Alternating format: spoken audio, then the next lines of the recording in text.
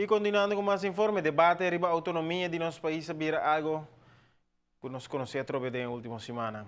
Hecho que o governo do Reino Holandês aguanta nos pressupostos por mais de luna acaba, está demonstrando que o nosso parlamento, de facto, não tem a última palavra mais para a hora de tratar o manejo financeiro de nosso país. Para evitar que a percepção é lo vira costume a preparar uma moção no parlamento em qual manda informar o governo para fazer tudo o possível para largar o parlamento com a última palavra hora de atender assunto de lei novo, especialmente hora de tratar de placa. É bom. O parlamento a perde sua autoridade. Kita segurami. Como amanhã nós está passando uma lei para trazer uma escola. Ou nós está passando uma lei com qualquer terreno.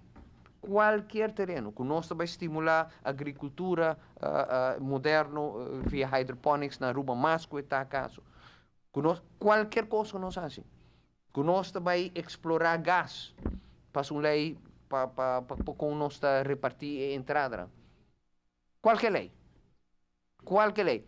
Quem está segurando a o que é também a lei. Então, o parlamento pode passar.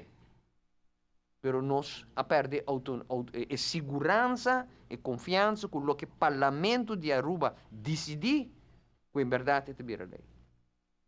Não obstante que a moção aqui está para defender o interesse do parlamento e sua autoridade do governo, que não está a fração a sostener a moção aqui. Ela queda agora uma moção somente de fração de AVP do parlamento.